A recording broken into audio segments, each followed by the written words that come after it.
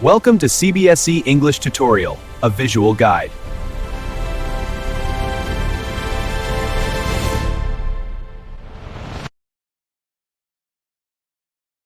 All right, let's dive into a piece of English grammar that honestly can be a total game changer for how natural you sound. Yep, we are talking about the present perfect continuous tense. So have you ever been stuck trying to explain something you started doing, say, an hour ago, and you're still doing it? Or what about when you've just stopped doing something, but the evidence is all over the place? This is exactly the problem that our hero tense for today solves. And that solution, the key to unlocking these situations, is the present perfect continuous. So let's get right into what it actually is. Okay, so what's its job? It really has two main functions. First, it's perfect for talking about something that kicked off in the past and is still going on right now. And second, it's great for an action that just wrapped up, but you can still see or feel the results in the present. That's the what, but the really important part is the when.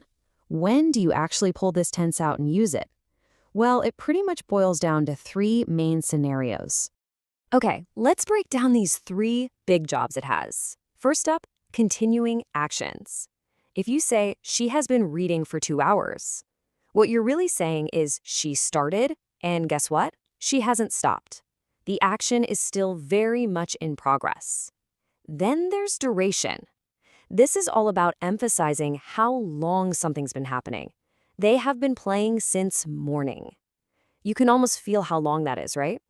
And finally, my favorite, present results.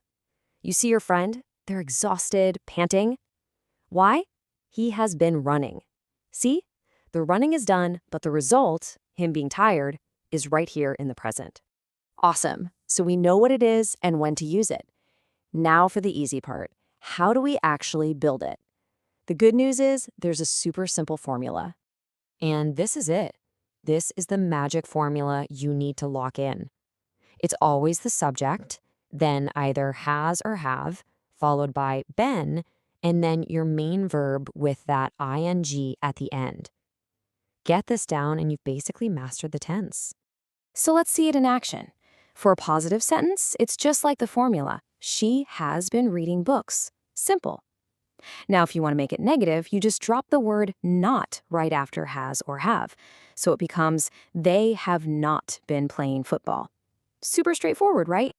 And what about questions? Well, that's just as easy. You just take has or have and move it to the very front. So you get, has she been reading books? And for a negative question, maybe to show a little surprise, you just use the contraction. Hasn't she been reading books? It's just a little shuffle of the words. Okay, time for a pro tip. This is a big one that a lot of people stumble over, and avoiding it will make your English sound so much more fluent.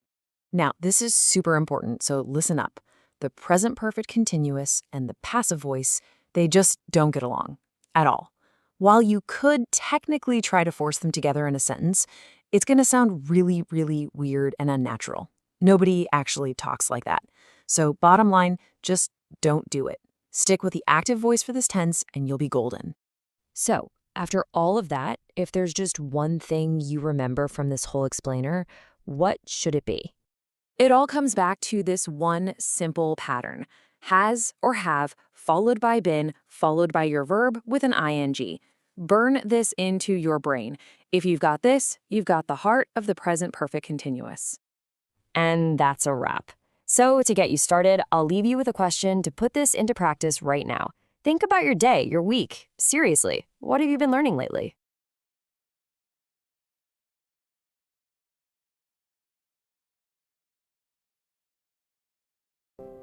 Thank you for watching. See you again in a bit.